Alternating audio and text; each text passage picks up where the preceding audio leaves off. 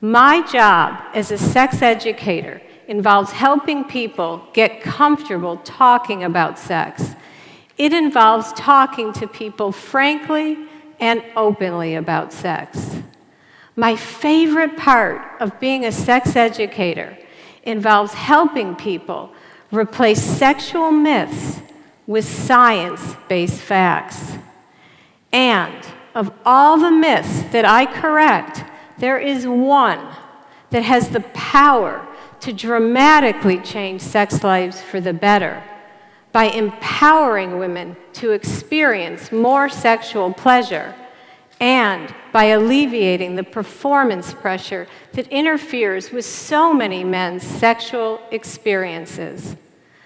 Correcting this one important falsehood will also help us create a world where we consider equality important not only in the boardroom, but in the bedroom as well.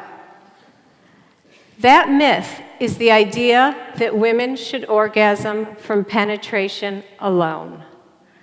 Replacing this myth with the truth about women's pleasure will help us bring gender equality to our most intimate encounters. It will help us close the orgasm gap.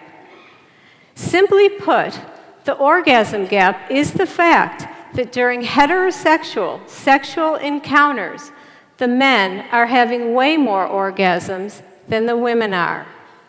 In one study, 91% of men versus 39% of women said they always, or usually always, orgasm during a sexual encounter. Wow, that's quite an orgasm gap. And in lieu of these real orgasms, about 70% of women have at one time or another faked orgasm. Many fake because they believe their missing orgasm is the result of a personal flaw. One young woman told me, "I thought my vagina must be broken." But this young woman's vagina is not the problem. It's our culture that's broken. It's a culture that overvalues men's most reliable route to sexual pleasure and devalues women's most reliable route to pleasure. In order for you to understand this cultural problem, I need to share a bit of sex education about women's genital anatomy and sexual pleasure. Women's genital anatomy includes internal and external parts. I won't cover all aspects of both, but I will give you enough information to understand and be part of the movement to eradicate gender inequality in the bedroom. One internal part of women's genital anatomy is the vaginal canal, the place where penises go in and babies come out. The external part is called the vulva. It includes the inner lips and the external portion of the clitoris. Both are made of the same embryonic tissue as the penis. And like the penis, both are chock full of touch-sensitive nerve endings and erectile tissue. The clitoris is the only organ in the human body, male or female, whose sole purpose is pleasure. The vast majority of women need external clitoral stimulation to reach orgasm. The orgasm gap is not the result of women's orgasms being difficult or elusive. It's the result of women not getting the clitoral stimulation they need during sexual encounters with men. In one survey, almost 80% of women said their difficulty reaching orgasm during a sexual encounter was not enough or not the right kind of clitoral stimulation. The stimulation men get when they pleasure themselves and intercourse are quite similar, whereas the way women pleasure themselves doesn't resemble intercourse at all. When women pleasure themselves, 99% stimulate their external clitoris, either alone or coupled with penetration. And when they do, almost all reach orgasm easily and within minutes. In fact, the amount of time it takes women and men to orgasm when pleasuring themselves is an almost identical 4 minutes. Many women know how to pleasure themselves when alone, yet when with men, they and their partners assume they should orgasm the same way men do, through intercourse. Very few women orgasm from intercourse alone. In anonymous surveys conducted across many years and with thousands and thousands of my students, only 4% say their most reliable route to orgasm is penetration alone. 4%. Let that sink in. The rest need clitoral stimulation. Yet despite the centrality of the clitoris to women's orgasms, we never learn about it in sex ed, and we rarely see it depicted in media images of sex. Instead, what we see is very little fooling around. The man puts his penis in the woman's vagina, and she's instantly like, oh, oh, oh, yes!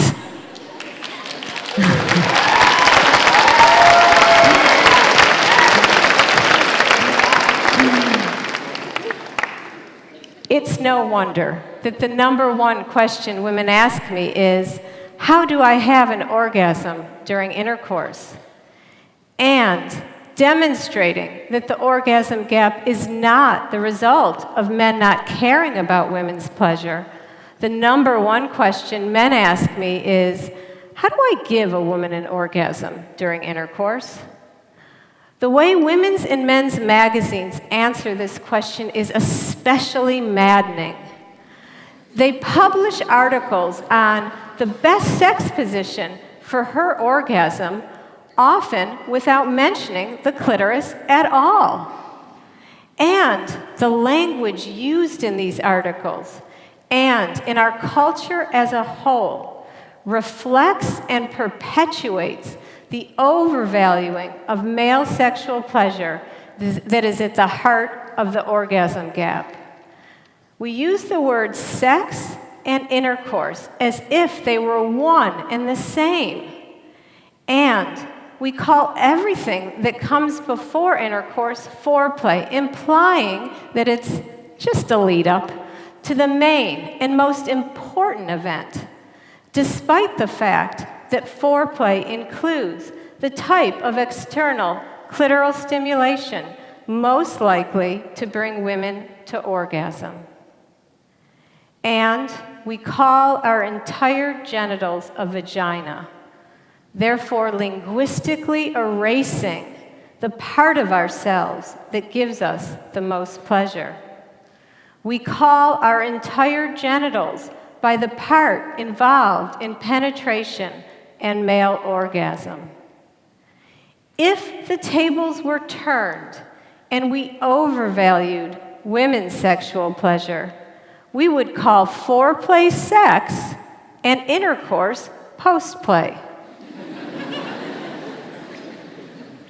But I am not suggesting we turn the tables. I am suggesting that we equally value both women's and men's most surefire route to orgasm. Borrowing the words of Dr. Peter Slavin, there cannot be true quality without equality. Quality sex is possible only with true sexual equality. Quality sex requires fighting the pervasive cultural belief that the way men most reliably reach orgasm should be the default way that both women and men reach orgasm. Together, let's stop calling intercourse sex. Let's stop calling our entire genitals a vagina, and let's place the clitoris in the public eye.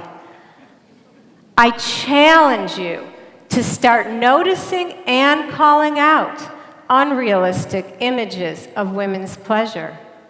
And in your own most intimate heterosexual encounters, I challenge you to give equal importance to penetration and clitoral stimulation. Finally, I invite each and every one of you to join me in a new sexual revolution, a revolution for pleasure equality, because for people with clits, the revolution is coming.